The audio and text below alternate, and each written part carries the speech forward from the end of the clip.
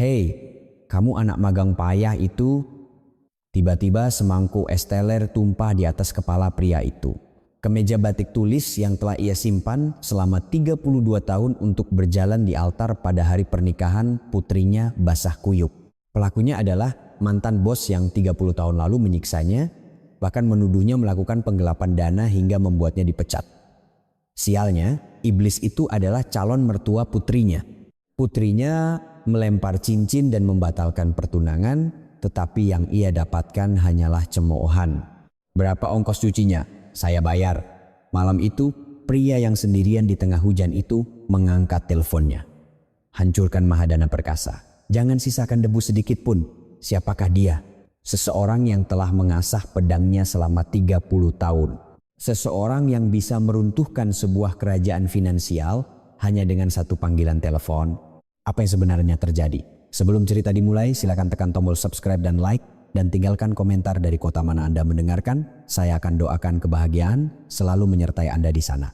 Awal November, di sebuah restoran mewah di kawasan SCBD, Jakarta, Budi Santoso, 63 tahun, berdiri di depan cermin merapikan kemeja batiknya. Kemeja usang berusia 32 tahun. Jahitan di bahunya sudah menipis hingga benangnya terlihat, dan beberapa kancingnya sudah pernah diganti sehingga warnanya berbeda-beda. Namun bagi Budi, kemeja ini lebih berharga dari merek desainer manapun di dunia. Ini adalah kemeja yang dibelikan oleh almarhumah istrinya saat putri mereka Kirana lahir. Di lapisan dalam kerahnya ada sulaman tulisan tangan istrinya. Untuk Kirana putriku, tumbuhlah sehat dan kuat, 15 Maret 1993. Budi mengusap sulaman itu dengan ujung jarinya. Sudah 10 tahun sejak istrinya meninggal dunia. Setiap kali mengenakan kemeja ini, ia merasa seolah-olah istrinya ada di sisinya. Hari ini adalah hari pertemuan keluarga untuk pertunangan Kirana. Dada Budi berdebar karena campuran antara antusiasme dan kekhawatiran. Ketika putri satu-satunya yang berusia 32 tahun itu akhirnya memberitahunya bahwa ia telah bertemu pria yang baik, Budi tidak bisa tidur semalaman. Ia bertanya-tanya kapan putrinya yang sibuk sebagai dokter spesialis anak di rumah sakit besar punya waktu untuk berpacaran, tetapi di sisi lain ia sangat bersyukur. Saat pintu ruang pribadi restoran terbuka, jantung Budi seolah berhenti berdetak. Pria yang duduk di seberang meja rambutnya sudah bercampur uban, wajahnya gemuk membengkak, dan sorot matanya yang khas seolah mengejek. Meski 30 tahun telah berlalu, ia tidak mungkin melupakan wajah itu. Tirta Wijoyo. Keringat dingin mengalir di punggung Budi, kakinya terasa lemas. Kenangan 30 tahun lalu menyerbu seperti gelombang pasang. Atasan yang memaksanya lembur hingga jam 3 pagi setiap hari, orang yang melempar tumpukan dokumen ke wajahnya hanya karena kesalahan kecil. Suara yang meneriakinya untuk berlutut dan meminta maaf di depan rekan-rekannya masih terngiang jelas di telinganya. Dan akhirnya, pria yang menuduhnya melakukan penggelapan dana yang tidak pernah ia lakukan dan menendangnya keluar dari perusahaan. Tangan Budi gemetar hebat.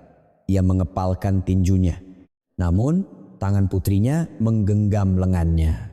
"Ayah, tidak apa-apa." Melihat tatapan khawatir Kirana, Budi memaksakan senyum. Ia ingin berkata tidak apa-apa, ini bukan masalah besar, tapi suaranya tidak keluar. Tidak butuh waktu lama bagi Tirta untuk mengenali Budi. "Lo Budi Santoso," sudut bibir Tirta menyeringai. Ekspresinya seolah-olah ia bertemu anjing peliharaan lamanya di jalan. "Bukankah ini anak magang payah yang kupecat itu? Aku masih ingat kamu menangis terseduh-seduh saat kusuruh menulis surat pengunduran diri." Wajah Budi memucat.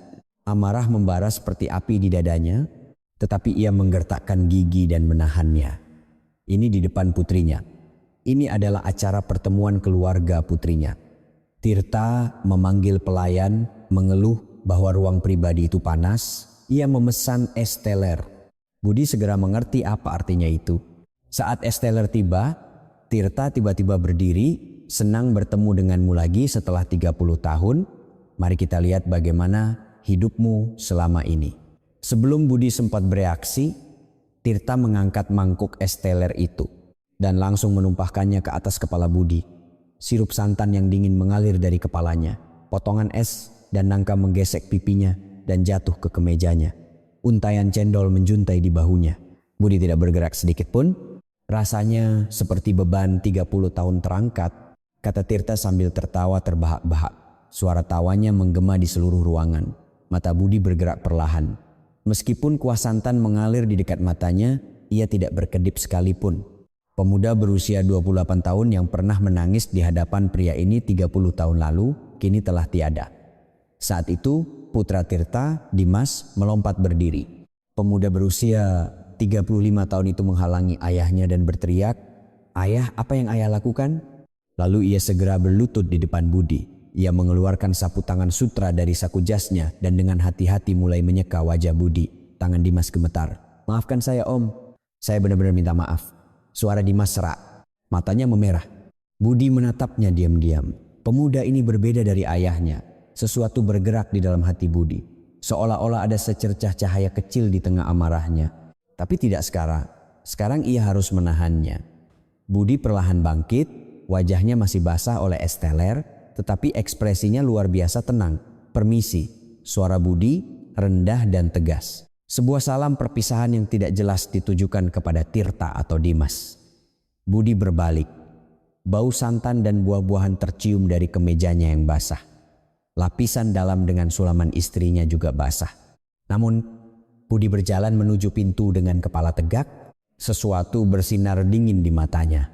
Selama 30 tahun, Budi tidak pernah menunggu saat ini, tetapi karena takdir telah mempertemukan mereka lagi, sekaranglah saatnya untuk menyelesaikannya. "Tirta, yang kau tumpahkan di kepalaku hari ini bukan es teler, tapi hidupku." Senyum tipis tersungging di bibir Budi. Senyum yang sangat kecil sehingga tidak ada yang menyadarinya. Pintu ruang pribadi tertutup. Ini bukan balas dendam, ini adalah keadilan. Suasana di dalam ruangan langsung membeku. Tepat saat Budi hendak membuka pintu untuk keluar, Kirana melompat dari kursinya. Putri berusia 32 tahun itu gemetar, wajahnya pucat pasi. Namun matanya menyala seperti api. Tangan Kirana bergerak ke jari manis tangan kirinya. Cincin pertunangan bertahtakan berlian berkilauan. Cincin yang dipasangkan Dimas 3 bulan lalu saat melamarnya. Kirana melepaskan cincin itu dari jarinya. "Apa yang kamu lakukan, Kirana?" tanya Tirta, menyipitkan matanya.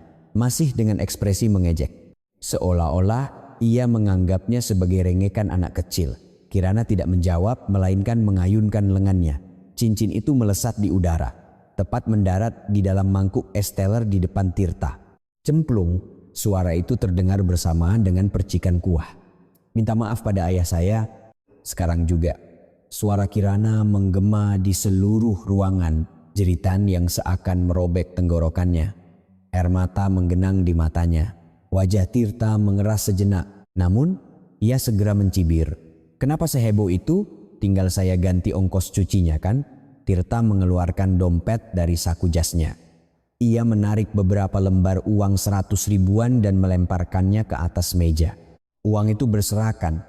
Beberapa jatuh ke lantai. "Ambil itu, beli kemeja baru." Wajah Kirana memerah padam, ia menggigit bibirnya. Ia mengepalkan tangannya begitu erat hingga kukunya menancap di telapak tangannya. Sepertinya ia siap menerjang kapan saja. Saat itulah tangan Budi merangkul bahu Kirana. "Kirana, ayo pergi." Suara Budi luar biasa tenang. Meskipun kuah es teler masih menetes dari rambutnya, matanya setenang danau yang dalam. Budi menggenggam tangan putrinya, tangan yang basah tetapi kehangatannya terasa. Kirana menatap wajah ayahnya. Wajah yang ternoda es teler tetapi dengan tatapan mata yang tak tergoyahkan. Kirana mengangguk. Ayah dan anak itu perlahan berjalan menuju pintu. Dimas dengan panik mengejar mereka dari belakang. "Kirana, tunggu sebentar." "Om." Saat Dimas mengulurkan tangan ke gagang pintu, Tirta mencengkeram pergelangan tangannya. "Mau kemana kamu?" Suara Tirta dingin dan berat. Dimas mencoba melepaskan cengkeraman ayahnya, tetapi kekuatan Tirta lebih besar dari yang ia duga. "Duduk, tidak perlu membungkuk pada orang-orang miskin seperti mereka." Wajah Dimas menegang. Ekspresi malu dan marah bercampur aduk, tapi ia tidak bisa lepas dari cengkeraman ayahnya. Ia hanya bisa menatap pintu yang tertutup. Begitu keluar dari restoran, hujan turun dari langit. Hujan di bulan November. Dingin dan gerimis, Budi dan Kirana berdiri sejenak di bawah kanopi, menatap langit. Tetesan hujan berkilauan di bawah cahaya lampu jalan. Ada sebuah bangku di dekat sana. Budi menuntun tangan putrinya dan perlahan berjalan ke sana. Langkah mereka menembus hujan. Keduanya tidak punya payung. Mereka duduk berdampingan di bangku. Air hujan membasahi kepala mereka, tetapi tidak ada yang beranjak. Kirana mengeluarkan sapu tangan dari tasnya. Ia dengan hati-hati menyeka wajah ayahnya, membersihkan untayan cendol yang menempel di dahi dan bekas kuah yang mengalir di pipinya. "Ayah, maafkan aku." Suara Kirana bergetar. Air mata mengalir di pipinya. Sulit dibedakan mana air hujan, mana air mata. "Aku tidak tahu dia orang seperti itu. Aku tidak tahu ayah Dimas orang yang begitu jahat." Kirana menyeka bahu kemeja ayahnya dengan sapu tangan. Noda esteller itu tidak mudah hilang. Semakin digosok sepertinya semakin menyebar. "Kemeja ini rusak ya. Kemeja yang paling ayah sayangi." Bahu Kirana berguncang. Isak tangisnya pecah. Budi menghentikan tangan putrinya. Lalu ia sedikit membuka lapisan dalam kemejanya. Di sana ada sulaman tulisan tangan yang rapi. "Kirana, lihat ini." Kirana menatap lapisan dalam itu dengan mata basah. Di bawah cahaya lampu jalan yang redup, ia bisa melihat tulisan yang disulam dengan benang merah. "Untuk Kirana putriku, tumbuhlah sehat dan kuat. 15 Maret 1993. Ibumu yang menyulamnya." Suara Budi sedikit serak. "Di hari aku lahir, ibumu membelikan kemeja ini. Ini kemeja bagus pertamaku. Ibumu menyulam tulisan ini semalaman dan berkata, 'Pakai baju ini saat kamu berjalan di altar di hari pernikahan putri kita.'" Mata Budi memerah. "Aku menyimpannya selama 32 tahun untuk kupakai di hari pernikahanmu. Itu janjiku pada ibu." Kirana tidak bisa menahannya lagi. Ia membenamkan wajahnya di pelukan ayahnya dan menangis sejadi-jadinya. Bahunya berguncang hebat. Tangisan pilu seperti anak kecil. Budi pun memeluk putrinya erat. Di tengah hujan mereka berpelukan lama. Air hujan terus mengguyur kepala mereka tanpa henti. Entah berapa lama waktu berlalu. Budi yang pertama kali bergerak. "Kirana, pulanglah naik taksi." "Ayah bagaimana?" "Ayah menyusul nanti." "Jangan khawatir." Budi mengangkat tangan memanggil taksi. Sebuah taksi kuning berhenti di tengah hujan. Budi merangkul bahu putrinya dan membukakan pintu untuknya. Sebelum masuk ke mobil, Kirana menoleh ke belakang. Ayahnya yang basah kuyup berdiri di sana. Air menetes dari kemeja usangnya. "Aku sayang ayah." Budi tersenyum tipis. Ayah juga. Pintu taksi tertutup. Lampu belakangnya menjauh menembus hujan. Budi berdiri di sana, menatap sampai cahaya itu benar-benar hilang. Begitu putrinya tak terlihat, ekspresi Budi perlahan berubah. Kehangatan itu hilang, digantikan oleh sesuatu yang dingin. Tatapannya menajam. Air hujan membasahi wajahnya, tetapi Budi tidak berkedip. Ia mengeluarkan ponsel dari sakunya, berdiri di tengah hujan. Ia menatap nama yang muncul di layar. "Bapak Irsan, Kepala Tim Investigasi Khusus OJK." Ibu jari Budi berhenti sejenak di atas tombol panggil. Lalu perlahan menekannya. Nada sambung berbunyi. 1 kali, 2 kali, panggilan diangkat. Budi membuka mulutnya. Suaranya sangat berbeda dari kehangatan yang ia tunjukkan pada putrinya barusan. Dingin seperti es dan sekeras baja. Malam ini, semuanya akan dimulai. Berdiri sendirian di tengah hujan, Budi menempelkan ponsel ke telinganya. Setelah 2 kali nada sambung, panggilan itu dijawab. Dari seberang terdengar suara panik. "Bapak Ketua, ada apa malam-malam begini?" Budi tidak menjawab, hanya menatap langit sejenak. Hujan musim gugur membasahi wajahnya. Dingin, tapi rasa dingin itu justru seolah menjernihkan pikirannya. "Pak Irsan, ini saya." Suara Budi rendah dan tegas. "Hancurkan Mahadana Perkasa. Jangan sisakan debu sedikit pun." Hening sejenak di seberang sana, lalu segera terdengar jawaban. "Siap Pak, besok pagi akan langsung kami laksanakan." Panggilan berakhir, Budi memasukkan kembali ponselnya ke saku dan mulai berjalan perlahan. Sambil berjalan menembus hujan, ia tenggelam dalam kenangan 30 tahun lalu. Benar, Budi Santoso adalah Ketua Dewan Komisioner Otoritas Jasa Keuangan (OJK), penanggung jawab tertinggi yang mengawasi keuangan Republik Indonesia. Seorang pejabat tinggi yang terkenal sebagai algojo pemberantas kejahatan keuangan yang merugikan rakyat kecil. Itulah Budi Santoso saat ini. Tapi 30 tahun lalu, Budi sangat berbeda. Seorang staf rendahan berusia 28 tahun di sebuah perusahaan sekuritas kecil.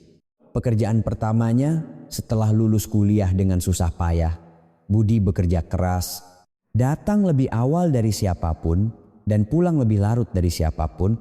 Ia ingin diakui, ia ingin sukses. Tapi atasan langsungnya adalah Tirta Wijoyo, seorang manajer berusia 30 tahun.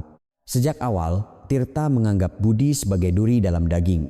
Alasannya tidak jelas. Mungkin memang tidak ada alasan. Ia hanya target yang mudah untuk diintimidasi. Tirta memaksa Budi lembur setiap hari, menyuruhnya membereskan dokumen hingga jam 3 pagi. Matanya terasa mau copot. Jemarinya selalu penuh plester karena tergores kertas. Tapi Budi bertahan. Ia menggertakkan gigi dan menahannya. Namun perlakuan Tirta semakin parah dari hari ke hari. "Hei Budi, ini laporan atau kertas bekas?" Tirta mengambil tumpukan dokumen, lalu melemparkannya ke wajah Budi. Kertas-kertas itu mengenai wajahnya dan berserakan di depan semua rekan kerjanya. "Untuk apa kamu kuliah? Menghabiskan uang negara saja."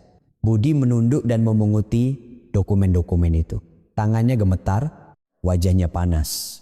Campuran rasa malu dan marah membuat air matanya hampir jatuh, tapi ia menahannya. Di hari lain, perlakuannya lebih parah. "Berlutut," kata Tirta di tengah kantor. Saat itu jam makan siang, semua rekan kerjanya melihat. Kalau salah ya minta maaf. Berlutut dan memohon ampun. Budi berlutut.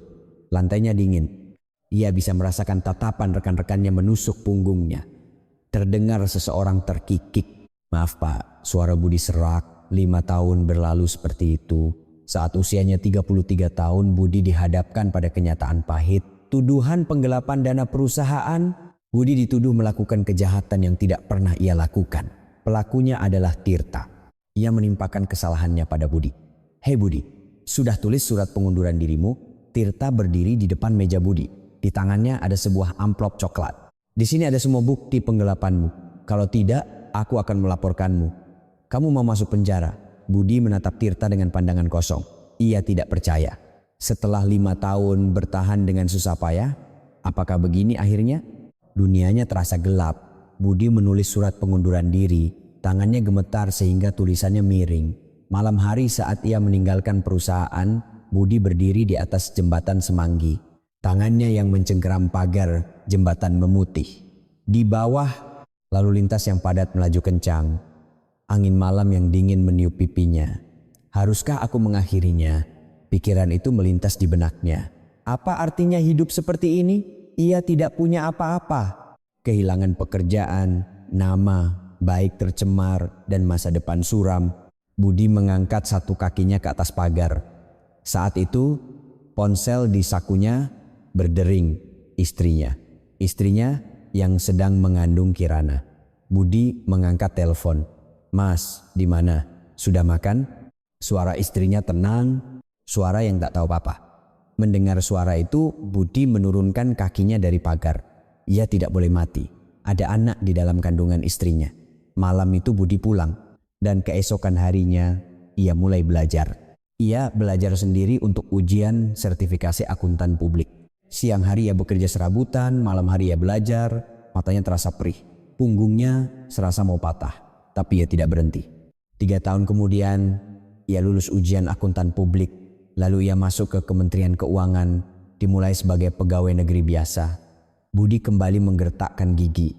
Ia bekerja lebih keras dari siapapun.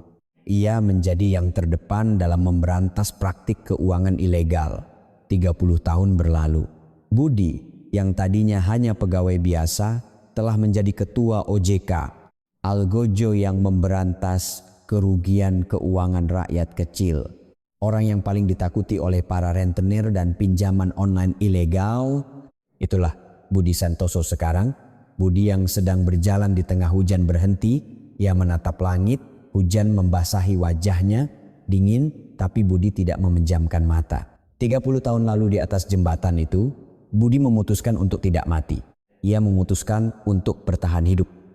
Dan sekarang ia telah sampai di sini. Senyum tipis muncul di bibir Budi. Senyum yang dingin dan tajam. "Tirta," bisik Budi pelan, suara yang nyaris tak terdengar di antara deru hujan. Yang kau lemparkan padaku 30 tahun lalu bukan tumpukan dokumen, dan yang kau tumpahkan di kepalaku hari ini bukan es teler. Mata Budi berkilat. Itu hidupku, hujan semakin deras. Tapi Budi tidak membuka payung. Dari lapisan dalam kemejanya yang basah, sulaman istrinya samar-samar terlihat. Untuk Kirana putriku, tumbuhlah sehat dan kuat. Budi kembali melangkah. Kali ini lebih cepat, lebih tegas. Ini bukan balas dendam, ini adalah keadilan. Dan pedang keadilan itu kini siap terhunus. Beberapa hari kemudian, di gedung kantor pusat Mahadana Perkasa di Sudirman, Jakarta, ruang direktur utama di lantai 42 bermandikan cahaya matahari pagi.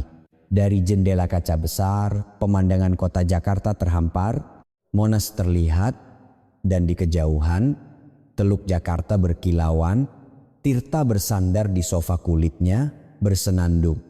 Insiden pertemuan keluarga beberapa hari lalu seolah sudah ia lupakan, atau lebih tepatnya ia anggap remeh. Baginya, Budi Santoso hanyalah anak magang payah yang ia pecat 30 tahun lalu. Memangnya apa yang bisa dilakukan orang miskin itu? Gumam Tirta pada dirinya sendiri. Di tangannya ada cerutu kubah. Asapnya mengepul. Sekretarisnya membuka pintu dan masuk. Bapak, americanonya sudah siap. Baik, letakkan saja di situ. Tirta mengambil cangkir kopi. Setelah menyesapnya, ia menunjukkan ekspresi puas. Kopi hari ini terasa nikmat. Cuacanya bagus dan suasana hatinya juga baik. Tepat pada saat itu, ponsel di mejanya berdering. Melihat nama yang muncul di layar, alis Tirta sedikit terangkat, Direktur Kredit Bank Mandiri. Salah satu orang terpenting di bank tersebut. Halo Pak Direktur, ada apa pagi-pagi begini? Suara Tirta terdengar santai, tapi suara di seberang telepon sama sekali tidak santai. Pak Tirta, gawat. Suara Direktur Bank itu bergetar. Ekspresi Tirta sedikit mengeras. Gawat kenapa? Apa maksudmu? OJK meminta penelusuran rekening. Semua rekening perusahaan Mahadana Perkasa. Cerutu di tangan Tirta jatuh. Abunya berhamburan di atas karpet. Apa? Bukan hanya itu. Kabar bahwa tim investigasi khusus OJK sedang bergerak sudah menyebar di seluruh kalangan perbankan. Bukan hanya bank kami yang dihubungi. BCA, BNI, BRI, semuanya dalam situasi yang sama. Wajah Tirta memerah. Tangannya gemetar. Omong kosong apa ini? Siapa yang berani menyentuh perusahaanku? Pak Tirta, harap tenang dulu dan cari tahu situasinya. Tirta langsung menutup telepon. Ia membanting ponselnya ke meja. Kerak, layarnya retak. Tirta melompat berdiri. Ia mondar-mandir di ruangannya. Pikirannya berputar kencang. Investigasi khusus OJK, kenapa tiba-tiba? Apa alasannya? Telepon berdering lagi. Kali ini dari Direktur Kredit BCA. Tirta mengangkatnya. Pak Tirta, mohon maaf, tapi pengajuan pinjaman baru harus kami tunda untuk sementara waktu. Apa? Minggu lalu kalian sudah setuju. Situasinya sudah berubah. Kami tidak bisa memberikan pinjaman kepada perusahaan yang sedang dalam investigasi OJK. Telepon ditutup, tangan Tirta membeku di udara. Telepon berdering lagi, Bank BNI, Pak Tirta, jadwal pembayaran pinjaman yang sudah ada harus kita negosiasikan ulang. Perpanjangan jatuh tempo tidak memungkinkan. Telepon dari BRI juga masuk. Kami meminta pembayaran sebagian pokok utang paling lambat minggu depan. Wajah Tirta pucat pasi. Keempat bank besar itu serempak berbalik melawannya. Semua terjadi dalam satu malam. Tirta segera memanggil direktur keuangannya. Berapa uang tunai yang kita miliki sekarang? Wajah direktur keuangan itu juga pucat. Dokumen di tangannya gemetar. Pak, ada surat utang sebesar 50 miliar yang harus segera kita bayar. Tapi semua bank memblokir pinjaman, jadi mustahil mendapatkan uang tunai. Apa? Kalau begini, kita bisa bangkrut. Jika bangkrut, peringkat kredit perusahaan akan anjlok dan semua sisa pinjaman akan ditarik paksa. Mata Tirta membelalak. Ekspresi tidak percaya. Tidak masuk akal. Aku sudah 40 tahun di industri ini. Berapa banyak uang yang sudah kuberikan pada para politisi? Tirta mengambil pot bunga di mejanya. lalu melemparkannya ke dinding. Pot itu hancur berkeping-keping, tanah dan pecahannya bertebaran. Sekretarisnya menjerit dan mundur. "Siapa yang melakukan ini?" "Cari tahu? Cari tahu sekarang juga," teriak Tirta. Wajahnya menegang, urat lehernya menonjol, pintu ruangan terbuka. Dimas masuk. Ia datang setelah mendengar teriakan ayahnya. "Ayah, ada apa?" Tirta menoleh pada putranya. Matanya merah. "Ada apa katamu?" "OJK mau menghancurkan perusahaan kita. Semua bank berbalik melawan kita." Ekspresi Dimas mengeras. Setelah berpikir sejenak, ia berkata dengan hati-hati, "Ayah, apa mungkin ini karena pertemuan keluarga beberapa hari yang lalu?" Mata Tirta melotot. "Apa maksudmu?" "Perlakuan ayah terhadap Pak Budi hari itu." Ayah menumpahkan es teler di kepalanya dan menghinanya. "Mungkin beliau adalah orang yang berpengaruh di dunia keuangan." "Diam!" teriak Tirta. Ia mengambil tempat pensil di mejanya, lalu melemparkannya ke arah putranya. Dimas menunduk untuk menghindar, tetapi beberapa pensil sempat menyerempet bahunya. "Kamu membela orang miskin itu, ha? Perusahaan ayahmu diambang kehancuran, dan kamu mengkhawatirkan berdebah itu?" Wajah Dimas memucat, tapi ia tidak mundur. "Ayah, saya hanya mengatakan yang sebenarnya. Ayah yang bersalah hari itu. Menyiram es teler pada orang yang tidak bersalah, apakah itu perbuatan manusia?" Wajah Tirta merah padam. Ia menggertakkan gigi. "Hei, Dimas Wijoyo, sadar kamu bicara dengan siapa? Aku yang membesarkanmu. Bagaimana ayah membesarkan saya?" Suara Dimas menjadi dingin. "Seumur hidup, ayah membesarkan saya dengan uang haram kan? Dengan uang hasil menipu orang lain. Saya tahu semua itu. Saya tahu apa yang dilakukan perusahaan ayah." Ruangan menjadi sunyi.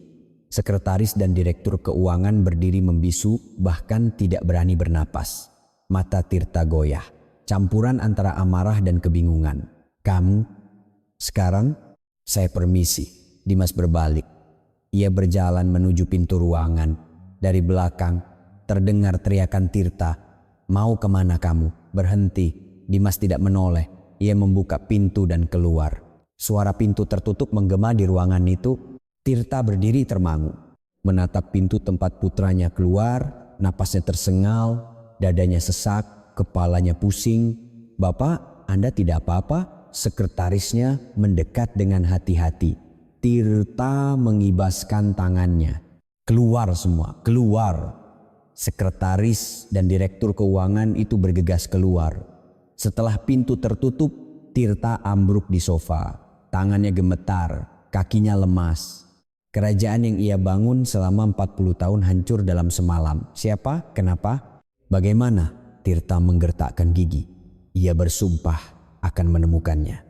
Siapapun yang melakukan ini, ia akan menemukannya dan membalas dendam. Tapi ia belum tahu bahwa anak magang payah yang ia injak-injak 30 tahun lalu kini adalah orang nomor 1 yang mengawasi keuangan Republik Indonesia. Sementara itu Dimas sudah berada di parkiran basement. Ia berdiri di depan mobilnya, tak bergerak untuk waktu yang lama. Tangannya gemetar sehingga ia tidak bisa mengeluarkan kunci mobil.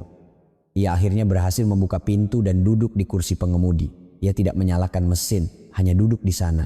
Dimas mencengkeram kemudi dengan kedua tangannya, buku-buku jarinya memutih. Adegan pertemuan keluarga beberapa hari lalu tidak bisa hilang dari benaknya. Momen saat ayahnya menumpahkan es teler ke kepala Budi. Wajah Budi yang tetap tenang meski kuah santan mengalir di wajahnya. Dan wajah Kirana. Kirana yang menjerit sambil melemparkan cincin pertunangannya. Punggung Kirana saat berjalan pergi di tengah hujan menggandeng tangan ayahnya. Dimas membenturkan kepalanya ke kemudi. "Bag!" Suara tumpul terdengar. "Maafkan aku Kirana. Maafkan aku." Bahu Dimas berguncang. Air mata mengalir di pipinya. Sendirian di dalam mobil, Dimas menangis tanpa suara. "Apa yang bisa kulakukan? Bagaimana aku bisa menebus dosa yang dilakukan ayahku?" Dimas duduk seperti itu untuk waktu yang lama. Lampu neon di parkiran basement menyinarinya dengan dingin. Lalu perlahan ia mengangkat kepala. Dengan mata basah, ia menatap ke depan. "Aku harus menebusnya. Aku yang harus menebusnya." Tatapan mata Dimas berubah.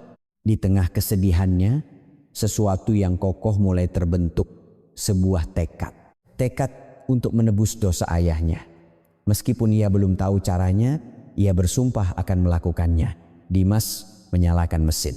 Mobil itu perlahan keluar dari parkiran basement. Dua pembalasan dendam mulai berjalan ke arah yang sama. Satu adalah pedang keadilan dan yang lainnya adalah langkah penebusan. Dan kedua jalan itu suatu hari nanti pasti akan bertemu. 2 minggu berlalu. Minggu terakhir bulan November. Hujan deras pertama musim ini turun di Jakarta. Hujan semalaman membuat seluruh kota basah. Di bawah lampu jalan, tetesan air hujan berkilauan pukul 6 pagi. Budi, seperti biasa, bangun pagi dan bersiap-siap untuk bekerja. Bahkan setelah menjadi ketua OJK, rutinitasnya tidak berubah. Datang ke kantor lebih awal dari siapapun dan pulang lebih larut dari siapapun. Selama 30 tahun ia konsisten. Ia membuka pintu depan dan berjalan menuju gerbang. Tetesan air dari pohon membasahi pundaknya. Uap napasnya terlihat di udara pagi yang dingin. Saat tangannya menyentuh gerbang, langkah Budi terhenti. Ada seseorang di depan gerbangnya. Seseorang yang berlutut di tengah hujan. Seluruh tubuhnya basah kuyup. Air hujan menggenang di bahu, kepala dan lututnya. Mata Budi membelalak. Dimas. Ia mengenakan mantel hitam, tetapi mantel itu basah kuyup oleh hujan. Kepalanya menunduk sehingga wajahnya tidak terlihat. Tapi dari posturnya saja, Budi tahu siapa dia. Budi perlahan membuka gerbang dan keluar. Ia berjalan mendekati Dimas, menerobos hujan. Dari dekat kondisi Dimas tampak parah. Bibirnya membiru, tangannya terlipat rapi di atas lutut, ujung jarinya merah karena kedinginan. Seluruh tubuhnya gemetar. Jelas sekali ia berada di sana semalaman. Alis Budi sedikit bergerak, tapi ekspresinya tetap dingin. Apa yang kamu lakukan? Suara Budi memecah keheningan pagi. Suara yang rendah dan tegas. Dimas perlahan mengangkat kepalanya. Wajahnya pucat, matanya merah. Bekas air mata atau air hujan yang membeku terlihat di pipinya. Om, suara Dimas serak. Sepertinya ia tidak bisa berbicara dengan baik karena kedinginan. Kesalahan yang dilakukan ayah saya akan saya tebus umur hidup saya. Budi menatap Dimas tanpa berkata apa-apa. Tetesan hujan jatuh tanpa suara di antara mereka. Dimas kembali membuka mulut. Jangan maafkan ayah saya. Mendengar itu, tatapan Budi sedikit goyah. Saya juga tidak bisa memaafkannya. Seumur hidup saya tidak akan bisa memaafkannya. Air mata mengalir dari mata Dimas. Air mata panas mengalir di pipinya yang dingin. Tapi Dimas tidak menyekanya. Ia membiarkannya mengalir. Saya sudah mencari tahu apa yang ayah saya lakukan pada Om 30 tahun lalu. Ekspresi Budi mengeras. Saya bertanya pada orang-orang di perusahaannya. Saya juga menemui rekan-rekan lama Om di perusahaan sekuritas itu. Saya mendengar semuanya. Bagaimana ayah saya menyiksa Om. Bagaimana ia memecat Om. Bahu Dimas berguncang. Melempar dokumen ke wajah Om. Memaksa Om berlutut minta maaf. Dan menuduh Om melakukan penggelapan dana yang tidak pernah Om lakukan. Dimas menggertakkan gigi. Suaranya bergetar. Itulah yang dilakukan ayah saya. Itu bukan perbuatan manusia. Binatang pun tidak akan melakukannya. Budi masih diam. Tapi sesuatu di matanya goyah, sangat halus, sehingga tidak ada yang bisa melihatnya. Saat pertemuan keluarga itu juga begitu. Menyiram esteller pada orang yang tidak bersalah, mengungkit masa lalu 30 tahun lalu dan mengeyeknya, Dimas menundukkan kepala. Dahinya menyentuh aspal basah. Posisi seperti sedang bersujud.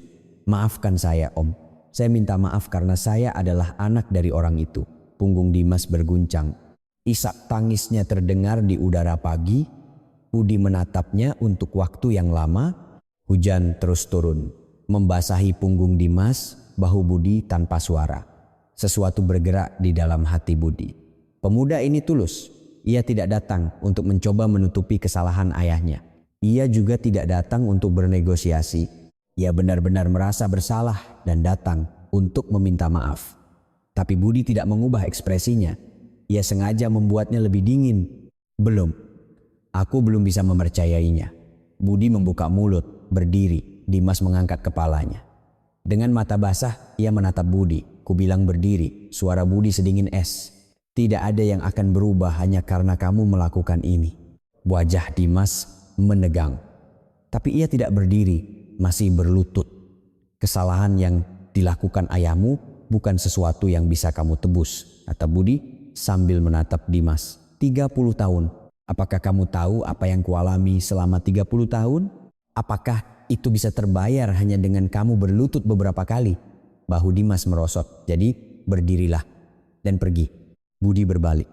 Ia mulai berjalan menuju mobilnya. Hanya suara langkah kakinya di aspal basah yang terdengar. Om, suara Dimas terdengar dari belakang. Budi tidak berhenti. Ia juga tidak menoleh. Akan saya tebus seumur hidup saya. Dengan cara apapun, langkah Budi sedikit melambat. Tapi kemudian ia kembali berjalan seperti biasa. Ia membuka pintu mobil dan duduk di kursi pengemudi. Ia menyalakan mesin. Suara mesin memecah kesunyian pagi. Budi melihat ke kaca spion. Dimas masih berlutut di sana. Hujan terus turun, tetesan air hujan membasahi bahu dan kepalanya. Tapi Dimas tidak berdiri. Tangan Budi berhenti sejenak di atas kemudi. Pemuda itu benar-benar ada di sana semalaman. Sudut hati Budi goyah. Ia teringat dirinya 30 tahun lalu. Dirinya yang berusia 28 tahun berlutut meminta maaf di depan Tirta. Saat itu ia menelan air mata karena dipermalukan di depan rekan-rekannya. Sekarang pemuda ini berlutut di hadapannya karena dosa ayahnya. Karena perbuatan yang tidak ia lakukan, mata Budi bergetar sejenak. Tapi ia segera menenangkan diri. Ia memasukkan gigi dan perlahan menjalankan mobil. Belum, kata-kata tidak membuktikan apa-apa. Mobil itu keluar dari geng. Di kaca spion, sosok Dimas semakin mengecil. Terlihat seperti titik hitam di tengah jalanan yang basah. Dan kemudian menghilang di tikungan. Budi mengemudi sambil menatap lurus ke depan. Ekspresinya kaku, tapi tangannya mencengkeram kemudi terlalu erat. Sampai buku-buku jarinya memutih. 1 jam kemudian, Dimas masih di tempat yang sama. Genangan air sudah setinggi lututnya. Seluruh tubuhnya mati rasa. Jari tangan dan kakinya tidak terasa, tapi ia tidak berdiri. Tiba-tiba terdengar suara langkah kaki mendekat. Mas, Kirana. Ia keluar untuk berangkat kerja dan menemukan Dimas. Mas, apa yang kamu lakukan di sini? Kamu gila? Kirana berlari dan memegang lengan Dimas. Tangannya sedingin es. Wajah Kirana pucat pasi. Berdiri sekarang juga. Kirana menarik Dimas untuk berdiri. Kaki Dimas lemas, ia terhuyung-huyung. Kirana menopang bahunya agar ia bisa berdiri. Kamu di sini semalaman mau mati kedinginan. Suara Kirana bergetar. Entah marah atau khawatir. Dimas membuka mulut dengan susah payah. Kirana, maafkan aku. Maaf kenapa? Kita harus ke rumah sakit. Sekarang juga. Kirana memapah Dimas masuk ke dalam rumah. Ia membaringkannya di sofa ruang tamu dan menyelimutinya. Ia membawakan air hangat untuk menghangatkan tangannya.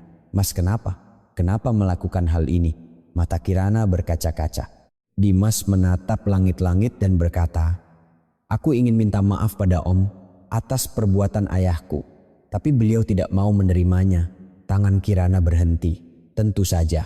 Apa 30 tahun bisa terhapus hanya dengan berlutut beberapa hari?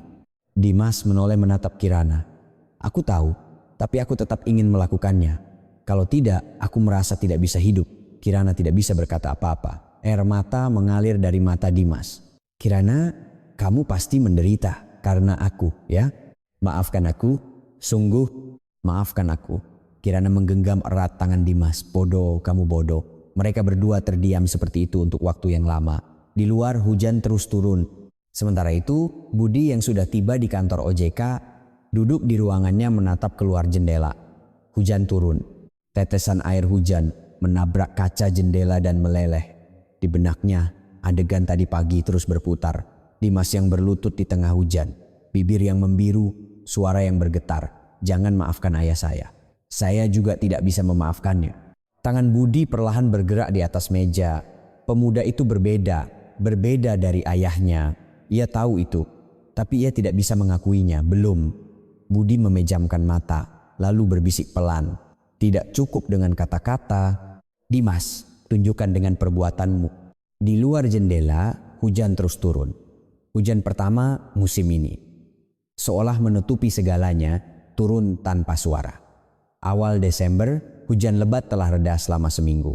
Sabtu pagi yang cerah, Budi berganti pakaian, olahraga dan keluar rumah. Di tangannya ada ransel pendaki yang sudah usang. Ransel yang sepertinya sudah berusia 20 tahun, ia menuju kawasan puncak. Mendaki Gunung Gede setiap akhir pekan adalah kebiasaan lama Budi.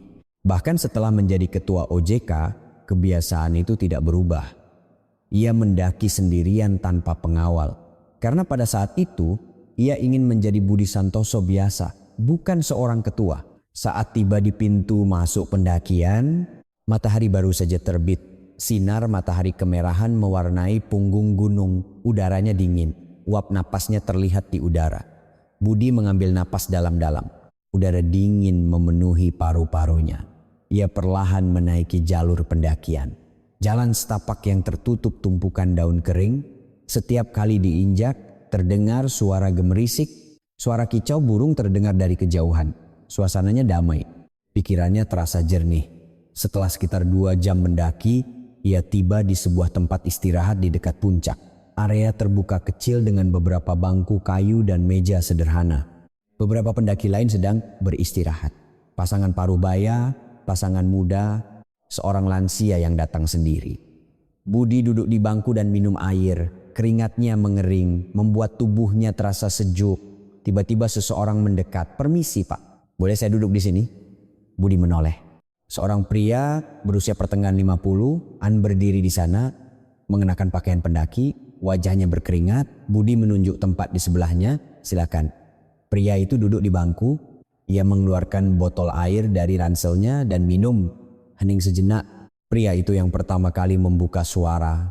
"Bapak Ketua, apakah Anda mengenali saya?" Mata Budi sedikit menyipit. Ia menoleh untuk melihat wajah pria itu lagi. Wajah yang familiar. Di mana aku pernah melihatnya? Pikirannya berputar cepat. "Saya Cahyo, Direktur Keuangan Mahadana Perkasa." Atau lebih tepatnya, mantan Direktur Keuangan. Ekspresi Budi mengeras. Mahadana Perkasa. Perusahaan Tirta Wijoyo, perusahaan yang sedang ia perintahkan untuk diselidiki. Budi melihat sekeliling. Para pendaki lain sedang asyik berbicara satu sama lain, tidak memperhatikan mereka. Budi bertanya dengan suara pelan, "Ini bukan kebetulan kan?" Cahyo tersenyum getir. "Bukan, Pak. Saya tahu Bapak selalu kesini setiap akhir pekan. Saya sudah menunggu selama 3 minggu. Alis Budi sedikit terangkat. "Apakah ada alasan mengapa kita tidak bisa bertemu secara resmi?" Cahyo menunduk. "Pak Tirta mengawasi saya. Kalau saya ke OJK, dia akan langsung tahu. Makanya saya datang ke sini." Budi menatap Cahyo tanpa berkata apa-apa. Cahyo melanjutkan, "Pak, saya sudah 20 tahun bekerja untuk Pak Tirta." Suara Cahyo bergetar. "Saya setia padanya. Saya melakukan semua yang ia perintahkan. Memanipulasi laporan keuangan, membuat dana gelap, semuanya saya lakukan." Ekspresi Budi menjadi dingin, tapi ia tidak berkata apa-apa. Cahyo terus berbicara. "Tapi beberapa waktu lalu, saya dibuang olehnya." "Dibuang?" "Ya, begitu." Mata Budi berkilat. 30 tahun lalu juga begitu. Cahyo mengangkat kepala menatap Budi. Kemarahan samar terlihat di wajah Budi. "Kebiasaan orang itu tidak berubah, ya?" Cahyo mengangguk. "Ya, Pak, tidak berubah. Dia hidup seperti itu seumur hidupnya." Cahyo sedikit mengangkat kaos olahraganya. Ada bekas luka di dahinya. Bekas luka kemerahan yang masih jelas. Ini karena dilempar asbak olehnya. Mata Budi membelalak. "Saat saya menolak dituduh menggelapkan dana gelap, dia marah dan melempar asbak ke saya. Asbak kristal. Darah mengalir deras." Tangan Cahyo gemetar. "Dan tahu apa yang dia katakan setelah itu? Kalau kamu menolak, keluargamu juga akan kuhabisi." Begitu katanya. Budi mengepalkan tinjunya. "Setelah 20 tahun mengabdi, ini yang saya dapatkan. Asbak dan ancaman." Cahyo tersenyum getir, matanya memerah. "Jadi saya memutuskan untuk membongkar semuanya." Cahyo melihat sekeliling sekali lagi. Para pendaki lain masih tidak memperhatikan mereka. Cahyo memasukkan tangan ke saku samping ranselnya, lalu mengeluarkan sesuatu yang kecil, sebuah USB.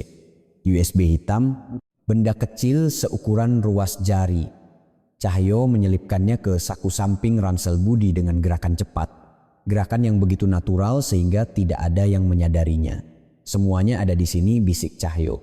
Laporan pinjaman ilegal dengan bunga selangit, rekaman suara ancaman pada debitur, video CCTV kekerasan pada karyawan, sampai daftar suap untuk para politisi, semuanya.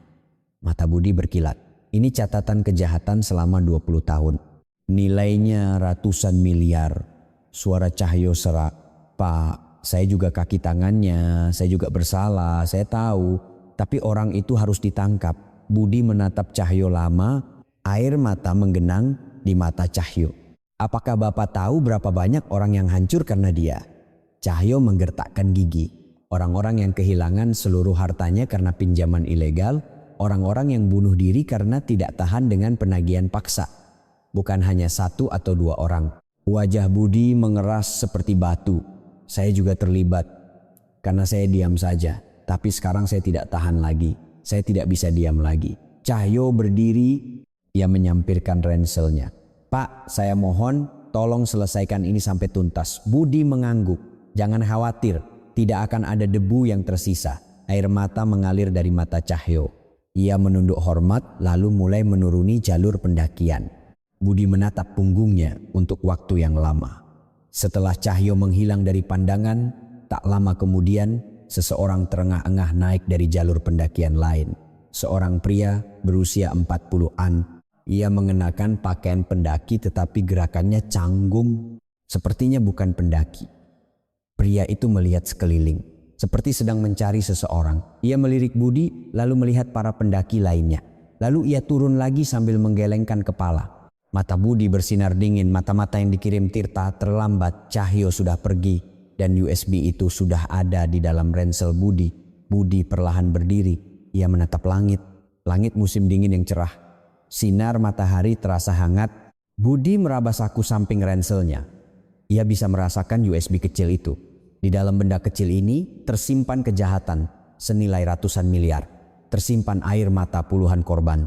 Dan tersimpan bukti yang akan mengakhiri hidup Tirta Wijoyo. Budi berbisik pelan, ini bukan pengusaha. Ini preman. Amarahnya kembali memuncak. Bukan amarah 30 tahun lalu. Ini amarah untuk para korban. Amarah untuk orang-orang yang telah diinjak-injaknya. Budi mulai turun gunung. Langkahnya semakin cepat. Hatinya tidak sabar. Begitu sampai di rumah, ia langsung menyalakan laptop. Ia mencolokkan USB. Sebuah folder terbuka. Ada ratusan file di dalamnya. Ia membuka file Excel. Laporan pinjaman ilegal. Suku bunga yang jauh melampaui batas legal. Daftar ratusan debitur. Orang-orang yang telah membayar bunga berkali-kali lipat dari pokok pinjaman. Ia membuka file video, adegan mengancam debitur, berteriak-teriak di depan rumah, menghina di depan keluarga, wajah debitur yang menangis terekam di layar. Video lain. Kali ini adegan kekerasan pada karyawan. Tirta sendiri menampar pipi karyawan dan melempar kursi. Rekaman CCTV, tangan Budi gemetar. Terakhir, ia membuka file dokumen, daftar suap untuk politisi, anggota DPR, pejabat tinggi, jaksa, nama dan jumlahnya tertulis rapi. Budi menatap layar laptop untuk waktu yang lama, 30 tahun. Tirta Wijoyo telah melakukan hal ini selama 30 tahun, membangun kekayaan di atas air mata orang lain. Dan Budi adalah salah satunya. Budi mengambil ponselnya. Ia menelepon kepala tim investigasi khusus. Pak Irsan, ini saya punya bukti kunci. Dari seberang terdengar suara panik. Data apa itu, Pak? Anda harus melihatnya sendiri. Besok pagi-pagi. Setelah menutup telepon, Budi menatap keluar jendela. Matahari terbenam. Senja merah mewarnai langit. Cahaya dingin terpancar dari mata Budi. Tirta, 30 tahunku akan segera berakhir. Hari H semakin dekat. Pedang keadilan akhirnya siap terhunus. Pertengahan Desember, di ruang kerja Ketua OJK. Budi duduk di depan mejanya, meninjau laporan sementara dari tim investigasi khusus. Kejahatan Mahadana Perkasa satu persatu terungkap. Terdengar ketukan di pintu, masuk. Kepala tim investigasi khusus masuk. Ekspresinya aneh. Sepertinya ada sesuatu yang sulit ia katakan. Pak Ketua, ada yang ingin saya laporkan. Apa itu? Pak Irsan ragu sejenak, lalu membuka mulut. Tentang putra Pak Tirta, Dimas Wijoyo. Dia sedang menemui para korban. Mata Budi menyipit. Para korban? Ya, korban pinjaman ilegal Mahadana Perkasa. Sepertinya dia mendatangi mereka satu persatu. Ekspresi Budi menjadi dingin. Berbagai pikiran melintas di benaknya. Apa dia mencoba membungkam mereka, mencoba menutupi dosa ayahnya? Memberi uang pada korban agar mereka mau berdamai? Senyum getir muncul di bibir Budi. Buah jatuh tidak jauh dari pohonnya. Terus awasi dia. Baik, Pak. Setelah Pak Irsan pergi, Budi bersandar di kursinya. Ia memejamkan mata. Bayangan Dimas yang berlutut di tengah hujan beberapa hari lalu muncul kembali. Bibir yang membiru, suara yang bergetar sepertinya tulus tapi tidak. Kata-kata tidak membuktikan apa-apa. Budi menggelengkan kepala tapi ada sesuatu yang mengganjal di hatinya. Aku harus memeriksanya sendiri. Sabtu itu, Budi secara pribadi mendatangi para korban. Tempat pertama yang ia kunjungi adalah sebuah lahan kosong di pinggiran Jakarta. Tempat di mana rumah-rumah kontainer berkumpul. Tempat tinggal orang-orang miskin. Budi turun dari mobil dan melihat sekeliling. Kontainer-kontainer berkarat berjejer. Jemuran pakaian berkibar ditiup angin. Ia mencari seseorang bernama Karto. Usia 50 tahun, korban Mahadana Perkasa. Saat ia mengetuk pintu kontainer, seorang pria dengan wajah kuyu keluar. Jenggotnya lebat, matanya cekung. Siapa? Budi memberikan kartu namanya. Mata Karto membelalak. Ketua OJK, kenapa Bapak sampai ke sini? Bisa kita bicara sebentar? Di dalam kontainer itu sempit dan gelap. Hanya ada satu tempat tidur dan sebuah meja kecil. Sepertinya tidak ada pemanas. Karto tersenyum getir. Inilah rumah saya. Dulu saya punya warung makan tapi terjerat utang Mahadana Perkasa. Saya tidak tahu kalau itu pinjaman ilegal dengan bunga tinggi. Utang saya membengkak. Akhirnya warung hilang, rumah hilang, istri pun pergi. Hati Budi terasa sesak. Apakah ada yang datang menemui Anda baru-baru ini? Seseorang bernama Dimas Wijoyo. Ekspresi Karto berubah. Matanya memerah. Oh, pemuda itu? Ya, dia datang. Berkali-kali.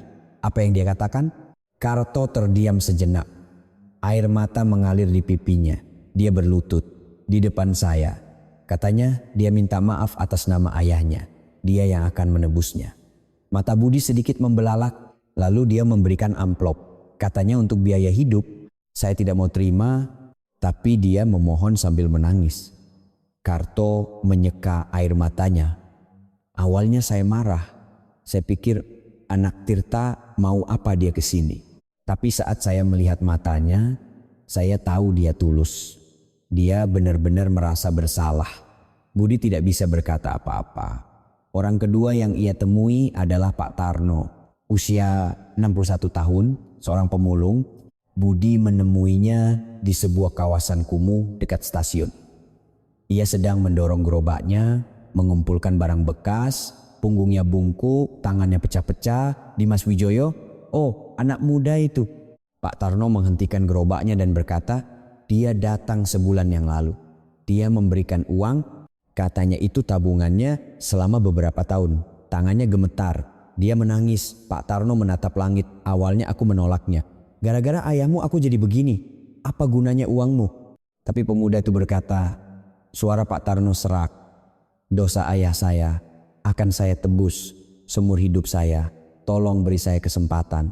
Begitu katanya. Jantung Budi berdebar kencang. Malam itu Budi pergi ke UGD sebuah rumah sakit. Ia mendengar kabar bahwa seorang debitur yang pingsan karena tekanan dari penagih utang Mahadana Perkasa dirawat di sana. Seorang pria berusia 50-an. Katanya ia pingsan karena serangan jantung. Saat berjalan di koridor UGD, ia melihat punggung yang familiar. Dimas. Ia duduk di kursi di depan ruang operasi. Menundukkan kepala, kedua tangannya terkatup, sepertinya sedang berdoa. Tiba-tiba pintu ruang operasi terbuka. Seorang wanita paruh baya keluar. Sepertinya istri pasien. Saat melihat Dimas, wajah wanita itu menegang. Kamu anak Tirta Wijoyo kan? Dimas mengangkat kepala. Saat ia hendak berdiri, tangan wanita itu melayang. Plak! Suara tamparan menggema di koridor. Kepala Dimas berpaling. Tapi Dimas tidak menghindar. Ia hanya berdiri di sana menerima tamparan itu. Gara-gara ayahmu suamiku jadi begini. Kalau dia mati bagaimana? Wanita itu mengangkat tangannya lagi. 2 kali, 3 kali. Pipi Dimas memerah dan bengkak. Tapi Dimas hanya menunduk dan menerima pukulan itu. Maafkan saya, maafkan saya. Suara Dimas bergetar. Budi menyaksikan adegan itu dari jauh. Hatinya terasa sesak. Setelah beberapa saat, wanita itu kelelahan dan berhenti. Ia menangis terseduh-seduh dan jatuh terduduk. Dimas berlutut di sampingnya. Biaya operasi dan perawatan akan saya tanggung semua. Jangan khawatir. Pakai uang apa? Uang ayahmu. Dimas menggeleng. Bukan. Uang saya sendiri. Kartu kredit perusahaan sudah diblokir. Saya akan bayar dengan kartu pribadi saya. Dimas mengeluarkan kartu dari dompetnya. Ia pergi ke kasir dan membayar. Budi memperhatikan punggungnya. Malam itu Dimas tidur di depan ruang operasi. Ia tidur meringkuk di atas 3 kursi yang digabungkan. Mantelnya dijadikan selimut. Budi menatapnya lama lalu meninggalkan rumah sakit. Beberapa hari kemudian, pertengahan Desember, hari peringatan kematian ibu Budi, Budi bangun pagi dan pergi ke pemakaman di luar kota. Saat tiba di sana, matahari pagi menyinari dengan lembut. Pagi yang tenang. Budi berjalan menuju makam ibunya. Tapi ada seseorang di sana. Seseorang yang berlutut dan bersujud di depan makam. Sedang melakukan sujud syukur. Langkah Budi terhenti. Dimas. Budi berdiri di belakang pohon mengamatinya. Terdengar suara Dimas. "Nenek, saya Dimas Wijoyo." Suara Dimas bergetar. "Ayah saya telah melakukan dosa besar pada Om Budi. 30 tahun yang lalu dan beberapa hari yang lalu. Dosa yang tidak bisa dimaafkan." Dimas kembali bersujud. Dahinya menyentuh tanah. "Saya memohon maaf di hadapan nenek. Saya akan menebusnya seumur hidup saya. Saya akan menebus dosa ayah saya." Bahu Dimas berguncang. Isak tangisnya terdengar. Mata Budi terasa panas. Bagaimana pemuda ini bisa tahu tempat ini? Budi tiba-tiba sadar. Pasti Kirana yang memberitahunya saat mereka pacaran. Kirana pasti pernah bercerita tentang hari peringatan kematian neneknya. Dimas mengingatnya dan mencari tahu lokasi pemakaman ini. Budi perlahan keluar dari balik pohon. Suara langkahnya di atas daun kering membuat Dimas mengangkat kepala. "Om." Mata Dimas membelalak. Wajahnya basah oleh air mata. Ia buru-buru hendak berdiri. Budi mengangkat tangan menghentikannya. Tetap di situ. Budi perlahan mendekat. Ia berdiri di samping Dimas dan bersama-sama menatap makam ibunya. Hening untuk waktu yang lama. Budi yang pertama kali membuka suara. "Kudengar kamu mendatangi para korban." Bahu Dimas tersentak. "Iya Om." "Kenapa?" Dimas menunduk. "Karena mereka adalah orang-orang yang dihancurkan oleh ayah saya. Hanya itu yang bisa saya lakukan." Budi menatap Dimas tanpa berkata apa-apa. "Biaya rumah sakit juga kamu yang bayar?" "Iya." "Dari mana uang itu?" Dimas ragu sejenak. "Uang tabungan, deposito, saham, semua saya cairkan." Tatapan Budi goyah. Bodoh sekali. Memangnya apa yang akan berubah dengan itu? Dimas mengangkat kepala menatap Budi. Matanya basah oleh air mata. "Tidak apa-apa kalau tidak ada yang berubah. Saya hanya merasa tidak bisa hidup kalau tidak melakukannya." Hati Budi terasa hangat. Perlahan ia mengulurkan tangan, memegang bahu Dimas. Ini pertama kalinya. Pertama kalinya Budi menyentuh Dimas. "Cukup, aku mengerti perasaanmu." Air mata mengalir deras dari mata Dimas. "Om, berdiri. Lututmu pasti sakit." Dimas berdiri terhuyung-huyung. Budi memegang lengannya untuk menopangnya. Mereka berdua berdiri berdampingan di depan makam. Sinar matahari pagi terasa hangat. Malam itu, Budi menelepon putrinya. "Kirana." "Iya ayah." "Ada apa?" Budi berhenti sejenak. Lalu perlahan berkata, "Dimas, pemuda itu. Temui dia lagi." Hening di seberang telepon. "Ayah serius?" "Ayah adalah ayah, anak adalah anak." Pemuda itu berbeda. Dari seberang telepon terdengar isak tangis Kirana. Mata Budi pun memerah. "Kirana, ternyata ayah pandai menilai orang, ya. Di luar jendela, bintang-bintang musim dingin berkelip. Akhir Desember, setelah Natal, investigasi tim khusus OJK selesai. Laporan setebal ratusan halaman tergeletak di meja Budi. Pinjaman ilegal dengan bunga tinggi, penagihan paksa, kekerasan pada karyawan, pembuatan dana gelap, suap untuk politisi. 30 tahun kejahatan Tirta Wijoyo terungkap. Budi membaca laporan itu halaman demi halaman. Di setiap halaman tertulis nama-nama korban. Orang yang kehilangan seluruh hartanya, keluarga yang hancur, orang yang bunuh diri. Bukan angka, tapi manusia. Masing-masing adalah sebuah kehidupan. Budi mengambil pena. Ia menandatangani halaman terakhir laporan itu. "Laporkan ke kejaksaan." Kepala tim investigasi khusus membawa laporan itu keluar. "Sekarang penyelidikan kejaksaan akan dimulai.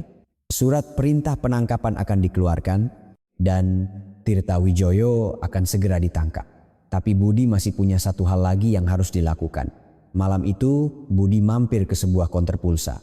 Ia membeli ponsel prabayar sekali pakai. Ponsel yang tidak bisa dilacak. Sesampainya di rumah, Budi mengirim pesan dengan ponsel itu. Penerimanya adalah Tirta Wijoyo. Pesan itu berisi satu foto laporan dana gelap Mahadana Perkasa. Dan sebuah kalimat pendek, kalau mau negosiasi datang ke alamat ini besok malam jam 10. Alamat itu adalah rumah Budi. Keesokan harinya lewat pukul 10 malam. Budi duduk di sofa ruang tamu minum teh. Di luar gelap, hanya cahaya lampu jalan yang remang-remang. Bel pintu berbunyi. Budi perlahan berdiri. Ia berjalan menuju pintu depan. Ia berhenti sejenak di depan pintu, lalu membukanya. Tirta berdiri di sana, mengenakan mantel hitam. Di satu tangannya ada sebuah koper. Wajahnya penuh percaya diri. Wajah seseorang yang berpikir akan bertemu dengan seorang perantara. Saat pintu terbuka, ekspresi Tirta mengeras. "Kamu?" Mata Tirta membelalak, mulutnya ternganga, wajah tidak percaya, "Akulah perantaranya." Budi tersenyum tipis. "Masuk. Jangan berisik di luar, nanti tetangga bangun." Tirta berdiri termangu. Kakinya seolah terpaku. Budi berbalik dan masuk ke dalam. Tirta baru mengikutinya dengan terhuyung-huyung. Beberapa saat kemudian, masuk ke ruang tamu, Tirta meletakkan kopernya. Koper itu terbuka memperlihatkan isinya. Tumpukan uang 100 ribuan dan sebuah jam tangan Rolex 500 juta. Dan jam tangan ini harganya 300 juta. Cukup kan? Suara Tirta bergetar. Ia mencoba bersikap angkuh, tapi matanya bergetar cemas. Budi menatap tumpukan uang dan jam tangan itu tanpa berkata apa-apa. Lalu perlahan mengulurkan tangan. Ia mengambil tumpukan uang itu, ia juga mengambil jam tangan itu. Wajah Tirta menunjukkan kelegaan. Budi berjalan ke sudut ruang tamu. Di sana ada tempat sampah organik. Budi membuka tutupnya, lalu melemparkan tumpukan uang dan jam tangan itu ke dalamnya. Apa yang kamu lakukan?" teriak Tirta. Ia berlari hendak membuka tempat sampah itu. Tangan Budi mencengkeram pergelangan tangan Tirta, lalu memelintirnya. Tirta menjerit dan berlutut. Budi menatapnya dengan dingin. Uang kotor tempatnya di tempat kotor. Tirta menggertakkan gigi. Wajahnya meringis kesakitan. "Kamu, berani-beraninya kamu." "Ya, aku yang mengirim pesan itu." Budi melepaskan cengkeramannya. Tirta jatuh terduduk di lantai. Ia memegangi pergelangan tangannya sambil mengerang. Budi duduk di sofa, menyilangkan kaki dan menatap Tirta. "Aku tidak memanggilmu untuk negosiasi, aku memanggilmu untuk memberitahu." "Memberitahu?" "Besok pagi jaksa akan datang dengan surat perintah penangkapan. Kalau mau kabur, kaburlah. Kita lihat sejauh mana kamu bisa lari." Wajah Tirta pucat pasi. Dan satu lagi, Budi mencondongkan tubuhnya ke depan, menatap mata Tirta lurus-lurus. "Ingat apa yang kamu lakukan padaku 30 tahun lalu? Melempar dokumen, memaksa berlutut, menuduh menggelapkan dana dan memecatku." Mata Tirta goyah. "Saat itu, aku hampir melompat dari jembatan Semanggi." Suara Budi merendah, "Tapi aku tidak mati. Aku bertahan. Dan aku sampai di sini." Budi berdiri. Ia membuka pintu depan. "Sekarang pergi. Sampai jumpa besok pagi." Tirta berdiri terhuyung-huyung. Ia menatap Budi dengan marah. Tapi ia tidak bisa berkata apa-apa. Saat melangkah keluar, ia menoleh ke belakang. Budi berdiri dengan wajah tanpa ekspresi. Pintu tertutup. Keesokan paginya, di Bandara Internasional Soekarno-Hatta, Tirta berkemas semalaman dan langsung menuju bandara. Ia berencana naik pesawat pertama ke Jepang. Tasnya penuh dengan tumpukan dolar. Ia memarkir mobil di parkiran basement dan turun. Ia mengeluarkan koper dari bagasi. Tiba-tiba, dari segala arah, orang-orang muncul. Orang-orang berjaket hitam. Di dada mereka ada logo kejaksaan. "Bapak Tirta Wijoyo, kami dari Kejaksaan Agung. Surat perintah penangkapan telah dikeluarkan." Wajah Tirta menegang. Ia meninggalkan kopernya dan mencoba lari. Tapi semua jalan tertutup. Penyidik kejaksaan menerjangnya. Mereka memelintir tangannya ke belakang, borgol dipasangkan. "Apa-apaan ini?" "Tahu siapa saya?" teriak Tirta. Ia meronta-ronta. Tapi sia-sia. Kopernya jatuh ke lantai. Tutupnya terbuka, tumpukan dolar berhamburan. Tepat pada saat itu, wartawan berdatangan, kilatan kamera menyambar-nyambar. Dari kejauhan, Budi menyaksikan adegan itu. Berdiri di balik tiang parkir, ia melihat Tirta diseret pergi. Wajahnya tanpa ekspresi, tapi matanya bersinar dalam 30 tahun. Budi diam-diam berbalik. Ia keluar dari parkiran dan masuk ke mobil. Ia menyalakan mesin dan perlahan meninggalkan bandara. Di kaca spion, gedung bandara semakin mengecil. Beberapa hari kemudian di Rutan Salemba, Budi mengajukan izin besuk sebagai pribadi. Bukan sebagai ketua OJK, tapi sebagai Budi Santoso biasa. Saat masuk ke ruang besuk, di balik kaca, Tirta duduk, mengenakan seragam tahanan. Dalam beberapa hari, wajahnya menjadi sangat kurus. Budi duduk di seberangnya. Ada kaca di antara mereka. Tirta menatap Budi dengan marah. "Mau apa kamu kesini?" Budi tidak menjawab, melainkan mengeluarkan sesuatu dari saku jasnya. Kartu nama. Ia menunjukkannya di kaca. Ketua Dewan Komisioner OJK, Budi Santoso. Mata Tirta membelalak. Mulutnya ternganga. "Kamu, bagaimana bisa orang sepertimu? Sudah 30 tahun, Tirta." Suara Budi tenang. "Pertemuan keluarga sudah selesai. Sekarang siapkan dirimu untuk persidangan." Wajah Tirta merah padam. Ia memukul-mukul kaca dengan tinjunya. "Bajingan, bagaimana bisa pecundang sepertimu?" Budi tidak bergerak. Ia hanya menatap Tirta. "Oh, dan satu lagi," Budi berdiri. "Makanannya enak? Ku dengar makanan di sini tidak enak." Wajah Tirta menegang. Seluruh tubuhnya gemetar karena marah. Budi berbalik dan berjalan menuju pintu. Dari belakang terdengar teriakan Tirta. "Budi Santoso, bajingan." Budi tidak menoleh. Ia membuka pintu dan keluar. Pintu ruang besuk tertutup. Saat berjalan keluar di koridor, senyum tipis muncul di wajah Budi. Senyum yang tenang dan damai. Pemuda berusia 28 tahun yang pernah ingin mati di jembatan Semanggi 30 tahun lalu kini telah tiada. Di tempatnya berdiri Ketua OJK Budi Santoso. Saat meninggalkan gedung rutan, Budi menatap langit. Langit musim dingin yang cerah, sinar matahari menyilaukan. 30 tahun yang panjang akan segera berakhir. Februari, di penghujung musim hujan. Ruang besuk Rutan Salemba sunyi di bawah cahaya lampu neon yang dingin. Di balik kaca, Tirta yang mengenakan seragam tahanan duduk. Dalam 2 bulan, wajahnya banyak berubah. Pipinya cekung dan ada lingkaran hitam di bawah matanya. Di seberangnya, Dimas duduk, mengenakan setelan jas hitam, dasinya terpasang rapi, tapi wajahnya tenang, tidak ada getaran, tidak ada ketakutan. Tirta yang pertama kali membuka suara. "Kamu datang." Suara Tirta tidak menunjukkan rasa senang. Justru tajam. "Sudah jual gedung itu dan bawa uangnya?" Bagaimana dengan pengacara? Dimas tidak menjawab. Ia menatap wajah ayahnya sejenak. Wajah yang kurus, mata yang bergerak gelisah. "Gedungnya sudah saya jual." Dimas perlahan membuka suara. Mata Tirta berbinar. Ia mencondongkan tubuhnya ke depan. "Bagus. Berapa dapatnya?" "Bayar pengacara dulu, sisanya untuk uang jaminan. Aku harus segera keluar dari sini." Dimas menggeleng. "Uang itu tidak saya gunakan untuk membayar pengacara." Ekspresi Tirta mengeras. "Apa? Semua aset atas nama ayah sudah saya jual. Gedung, ruko, saham, semuanya." Suara Dimas tenang. "Semua uang itu saya gunakan untuk ganti rugi para korban." Wajah Tirta pucat pasi, matanya membelalak, mulutnya ternganga. "Apa katamu?" "Sudah saya bagikan semua kepada korban Mahadana Perkasa. Orang-orang yang kehilangan seluruh hartanya karena pinjaman ilegal, orang-orang yang menderita karena penagihan paksa, orang-orang yang kehilangan keluarga, kepada mereka." Dimas menatap lurus ke mata ayahnya. Tidak tersisa sepeser pun. Hening, hanya suara dengung lampu neon yang terdengar. Lalu Tirta meledak. "Kamu gila?" Wajah Tirta merah padam. Urat lehernya menonjol. "IT, uangku, uangku." "Atas hak apa kamu menggunakan?" "Uangku." Tirta memukul kaca dengan tinjunya. "Duk." Suara itu menggema di ruang besuk. Dimas tidak bergerak. "Secara hukum itu uang saya." Suara Dimas tetap tenang. "Ayah menyembunyikannya atas nama saya untuk menghindari pajak, kan? Ayah takut kalau atas nama ayah akan disita, makanya diatasnamakan saya." Wajah Tirta menegang. Ia tidak bisa membantah. Itu benar.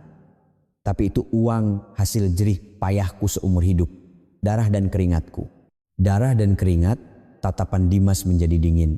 "Apakah ayah tahu itu darah dan keringat siapa?" "Itu milik orang-orang yang ayah peras dengan pinjaman ilegal." milik orang-orang yang ayah siksa dengan penagihan paksa. Apakah darah mereka itu air? Mulut Tirta terbuka dan tertutup, tidak ada kata yang keluar. Jadi saya hanya mengembalikannya pada pemiliknya. Bukankah itu wajar? Tirta memukul-mukul kaca dengan kedua tangannya. Seluruh tubuhnya gemetar. Ana durhaka. Aku yang membesarkanmu. Bagaimana ayah membesarkan saya? Dimas perlahan mengeluarkan dokumen dari tasnya. Ia menunjukkannya di depan kaca, surat pelepasan hak waris. Mata Tirta terpaku pada dokumen itu. Ia membaca tulisan itu. Wajahnya semakin menegang. Pelepasan hak waris. Surat pernyataan bahwa saya tidak akan menerima sepeser pun harta ayah. Sudah saya tanda tangani. Tangan Tirta gemetar di udara. Kamu melakukan ini padaku, pada ayahmu sendiri. Dimas memasukkan kembali dokumen itu ke dalam tas, lalu perlahan mengangkat kepala, menatap lurus ke mata ayahnya. Ayah? Suara Dimas merendah. Saat ayah menumpahkan es teler ke wajah calon mertua saya hari itu, ekspresi Tirta mengeras. Ayah juga membuang hak ayah sebagai seorang ayah. Ruang besuk menjadi sunyi. Hanya cahaya lampu neon yang dingin menyinari. Dimas melanjutkan. 30 tahun lalu menuduh orang yang tidak bersalah dan memecatnya. 30 tahun kemudian menyiram es teler di kepalanya. Apakah itu perbuatan manusia? Bibir Tirta bergetar. Saya tidak akan pernah bisa melupakan adegan itu. Melihat ayah melakukan hal itu pada ayah dari orang yang saya cintai. Saya sangat malu pada ayah. Mata Dimas memerah, tapi ia tidak menangis. Sejak hari itu saya berpikir, apakah orang ini benar-benar ayah saya? Apakah salah saya dilahirkan sebagai anak dari orang seperti ini? Wajah Tirta pucat pasi. Jadi saya memutuskan Dimas berdiri. Anda bukan lagi ayah saya? Mata Tirta membelalak, mulutnya ternganga. Apa katamu? Saya putus hubungan. Mulai hari ini saya bukan anak Anda lagi. Tirta membenturkan seluruh tubuhnya ke kaca. Duk, Dimas Wijoyo, berani-beraninya kamu. Dimas berbalik. Ia berjalan menuju pintu. Saya akan pergi bersama ibu. Ibu juga akan menceraikan Anda. Wajah Tirta menegang. Istriku juga? Kalian berkomplot melawanku? Bukan berkomplot. Dimas berhenti di depan pintu. Ia menoleh ke belakang. Ini semua karena perbuatan Anda sendiri. Karena seumur hidup Anda melakukan perbuatan kotor, beginilah akhirnya. Suara Dimas serak. Tebus semua dosa Anda. Meskipun setelah keluar nanti saya tetap bukan anak Anda. Dimas membuka pintu.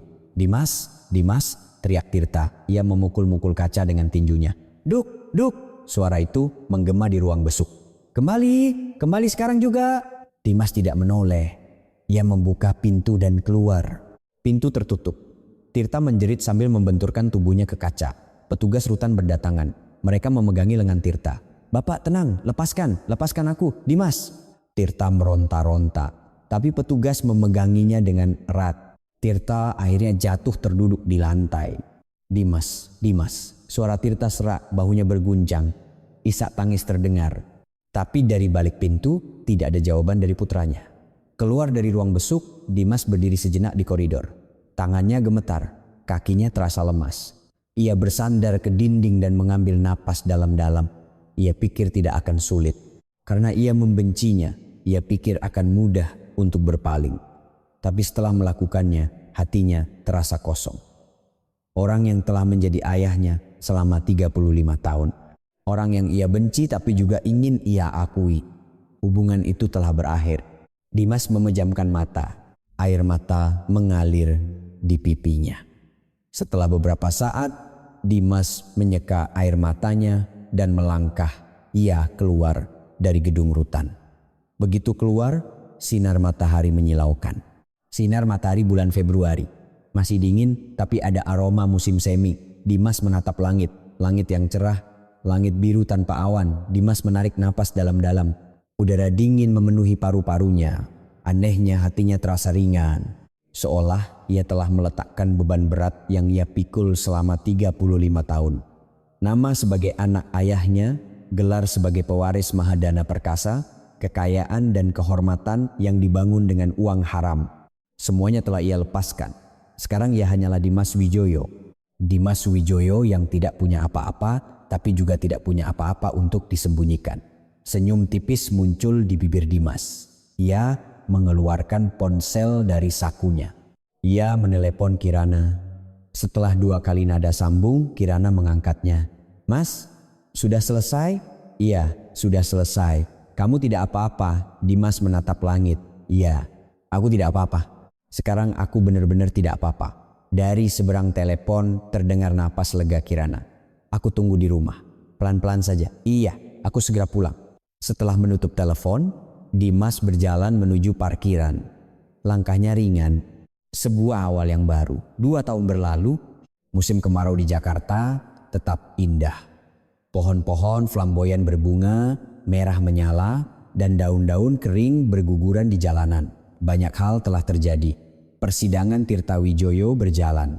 Pada sidang pertama, ia divonis 7 tahun penjara, pinjaman ilegal dengan bunga tinggi, penagihan paksa, pembuatan dana gelap, suap untuk politisi, semua tuduhan terbukti. Di pengadilan, Tirta terus berteriak bahwa ia tidak bersalah, tapi sia-sia. Dimas mengundurkan diri dari Mahadana Perkasa. Harta ayahnya sudah habis untuk ganti rugi korban dan ia juga sudah melepaskan hak warisnya. Tidak ada yang tersisa. Tapi Dimas justru merasa lega. Ia menyewa kantor kecil dan mendirikan perusahaan konsultan. Perusahaan yang memberikan nasihat keuangan untuk usaha kecil dan menengah, UMKM. Pengalamannya bekerja di Mahadana Perkasa sangat membantu. Tentu saja pekerjaan yang ia lakukan sekarang adalah kebalikan dari yang dilakukan ayahnya. Membantu perusahaan-perusahaan yang kesulitan agar tidak terjerat pinjaman ilegal. Awalnya tidak ada klien. Nama sebagai anak Tirta Wijoyo menjadi penghalang. Tapi Dimas tidak menyerah. Ia mendatangi satu persatu calon klien. Meskipun ditolak, ia datang lagi. Sedikit demi sedikit kliennya bertambah. Selama 2 tahun itu, tangan Dimas berubah. Dulu tangannya halus dan putih, tangan seorang pangeran. Tapi sekarang berbeda. Telapak tangannya kapalan dan ada bekas luka kecil di jari-jarinya. Bekas mengangkat barang, membersihkan kantor dan mengetik keyboard hingga larut malam. Tangannya telah menjadi tangan seorang pekerja. Kirana dan Dimas melanjutkan hubungan mereka diam-diam selama 2 tahun itu. Saat perhatian media sedang gencar, ada hari-hari di mana mereka tidak bisa bertemu. Tapi perasaan mereka tidak berubah, justru semakin kuat. Dan akhirnya, vonis pertama Tirta dijatuhkan. Sekarang saatnya mereka menikah. Suatu hari di musim kemarau, Dimas datang ke rumah Budi bersama ibunya. Pintu depan terbuka, Budi dan Kirana berdiri berdampingan. Wajah Budi dihiasi senyum ramah. Ibu Dimas maju lebih dulu. Seorang wanita berusia 64 tahun mengenakan kebaya yang rapi, wajahnya dipenuhi kerutan. Ibu Dimas berlutut di depan Budi. "Bapak, kesalahan yang dilakukan suami saya. Saya mohon maaf atas namanya." Budi buru-buru mengulurkan tangan. "Aduh Bu, jangan begini, silakan berdiri." "Tidak Pak, saya harus melakukan ini agar hati saya tenang." Air mata mengalir dari mata Ibu Dimas. Kejadian 30 tahun lalu dan saat pertemuan keluarga itu, seharusnya saya yang menghentikannya. Saya minta maaf karena tidak bisa melakukannya. Budi memegang lengan Ibu Dimas dan membantunya berdiri. "Bukan salah Ibu, itu perbuatannya, bukan perbuatan Ibu." Ibu Dimas mengeluarkan sesuatu dari tasnya. Sebuah kotak kecil. Saat dibuka, ada sebuah cincin di dalamnya. Cincin pertunangan yang dilempar Kirana ke dalam mangkuk es teler 2 tahun lalu. Sejak hari itu, saya yang menyimpannya. Saya sudah membersihkannya dan membawanya kembali. Ibu Dimas memberikan kotak itu pada Kirana. "Anak saya mungkin banyak kekurangan, tapi cintanya pada Kirana tulus. Tolong terima." Kirana menerima kotak itu. Ia mengeluarkan cincin itu. Berkilauan seperti 2 tahun lalu, mata Kirana memerah. Ia mengangkat kepala menatap Dimas. Saat itu, pandangannya tertuju pada tangan Dimas, berbeda dari sebelumnya. Tangan yang dulu halus kini menjadi kasar, kapalan dan ada kotoran di bawah kukunya. "Mais, tanganmu." Dimas menyembunyikan tangannya di belakang punggung dengan malu. "Jadi kasar ya? Maaf, tidak seindah dulu lagi." Kirana menarik tangan Dimas, menggenggamnya dengan kedua tangannya. "Bukan, tangan ini lebih baik." Air mata mengalir dari mata Kirana. "Ini tangan Mas yang sebenarnya, tangan orang yang aku cintai." Dimas menumpangkan tangannya di atas tangan Kirana. "Aku ingin memasangkannya lagi dengan tangan yang tidak memalukan. Makanya aku menunggu 2 tahun." Dimas mengambil cincin itu. Ia memasangkannya di jari manis tangan kiri Kirana. Jari yang sama seperti 2 tahun lalu, tapi dengan makna yang sama sekali berbeda. Budi menyaksikan adegan itu. Matanya berkaca-kaca. Dimas mendekati Budi. "Ayah, saya sudah menyiapkan sesuatu." Dimas mengeluarkan sebuah panci dari tas yang dibawanya. Saat tutupnya dibuka, kuah putih mengepulkan. "Uak, sop buntut. Saya masak sendiri. Saya merebus tulangnya selama 10 jam. Mata Budi membelalak. "Kamu yang masak?" "Iya. Saya baru pertama kali masak, jadi mungkin kurang enak. Tapi saya membuatnya dengan tulus." Dimas menuangkan sop buntut ke dalam mangkuk. Ia meletakkannya dengan hati-hati di depan Budi. "Tolong diterima, Ayah." Budi menatap sop buntut itu sejenak. Kuah putih dengan taburan daun bawang. Hidangan sederhana tapi terasa ketulusannya. Budi mengambil sendok. Ia menyendok kuahnya dan memasukkannya ke mulut. Hangat, rasa yang kaya dan gurih menyebar di mulutnya. Air mata menggenang di mata Budi. 100 kali lebih berharga daripada es teler yang ditumpahkan orang itu di kepalaku 30 tahun lalu. Bahu Dimas berguncang. Air mata mengalir di pipinya. Budi menyendok lagi sop buntut itu lalu mengangguk lulus. Dimas hendak berlutut di tempat itu. Budi menahannya dengan lengannya. "Sudah cukup berlutut, nanti lututmu rusak." Budi berdiri. Ia mengambil sesuatu dari laci. Sebuah buku tabungan yang sudah usang. "Ini tabunganku seumur hidup." Budi memberikan buku tabungan itu pada Dimas. Uang gaji pegawai negeri, jadi tidak banyak. Tapi ini uang paling bersih di dunia. Dimas menerima buku tabungan itu, tangannya gemetar. "Gunakan ini untuk modal usahamu. Harus dimulai dengan uang yang halal." Air mata mengalir deras dari mata Dimas. Ia tidak bisa menahannya lagi. Ia mendekat dan memeluk Budi erat. "Terima kasih, Ayah." Air mata juga mengalir dari mata Budi. Ia menepuk-nepuk punggung Dimas. "Iya, Nak." Kirana dan ibu Dimas juga menangis. Ruang tamu itu dipenuhi air mata. Musim kemarau itu, sebuah pernikahan di luar ruangan diadakan di sebuah taman yang dipenuhi bunga bougainville. Kelopak bunga berwarna merah, ungu, dan oranye jatuh di atas kepala para tamu. Sinar matahari yang hangat menyinari. Di kursi tamu duduk orang-orang istimewa, para korban Mahadana Perkasa. Karto yang tinggal di kontainer, Pak Tarno yang pemulung, dan banyak korban serta keluarga mereka. Orang-orang yang didatangi Dimas selama 2 tahun untuk meminta maaf, wajah mereka dihiasi senyum, wajah-wajah yang tulus memberkati. Kursi untuk Tirta kosong, ia masih di penjara. Tidak ada yang peduli dengan kursi kosong itu. Musik pernikahan mengalun. Di ujung altar, Budi dan Kirana berdiri berdampingan. Budi mengenakan kemeja batik tulisnya yang berusia 32 tahun. Kemeja yang dibelikan almarhumah istrinya saat Kirana lahir. Kemeja itu telah dibersihkan dengan baik di penatu. Noda es teler 2 tahun lalu sudah hilang. Kirana menggandeng lengan ayahnya. Gaun pengantin putihnya berkilauan di bawah sinar matahari. "Ayah, aku gugup." "Ayah juga." Budi menggenggam erat tangan putrinya. "Ibumu pasti sedang melihat kita dari surga." Air mata menggenang di mata Kirana. Mereka berdua perlahan berjalan di altar. Daun-daun kering bergemerisik saat diinjak. Tepuk tangan para tamu menggema. Di ujung altar, Dimas berdiri, mengenakan setelan jas hitam. Wajahnya dihiasi senyum bahagia. Budi menyerahkan tangan putrinya pada Dimas. "Titip putriku." Dimas menatap lurus ke mata Budi. "Akan saya jaga dengan nyawa saya, Ayah." Budi mengangguk. Matanya basah. Dimas menggenggam tangan Kirana. Mereka berdua naik ke atas panggung. Budi duduk di barisan paling depan. Ia memasukkan tangan ke saku kemejanya. Sulaman di lapisan dalam kerah terasa di ujung jarinya. "Untuk Kirana putriku, tumbuhlah sehat dan kuat." 15 Maret 1993. Budi menatap langit. Langit musim kemarau yang cerah dan biru. "Sayang, apa kamu lihat?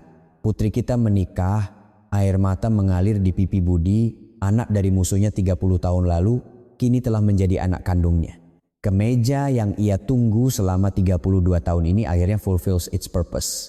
Setelah janji suci, Dimas dan Kirana berciuman. Para tamu bersorak. Suara tepuk tangan dan ucapan selamat memenuhi taman. Budi tersenyum diam-diam. Semoga kebahagiaan mereka bertahan lama. Selama penantiannya, angin musim kemarau berhembus. Kelopak bunga jatuh tanpa suara di atas mereka berdua. Semuanya telah kembali ke tempatnya. Jika cerita hari ini meninggalkan sedikit getaran di hati Anda, silakan mampir lagi ke sini sesekali. Jika Anda punya waktu, tinggalkan satu kalimat hangat untuk tokoh utama dalam cerita ini. Mungkin perasaan itu bisa membuat seseorang bertahan untuk hari esok. Saya tulus mendoakan hari ini dan hari esok Anda. Disinilah kisah inspiratif. Terima kasih.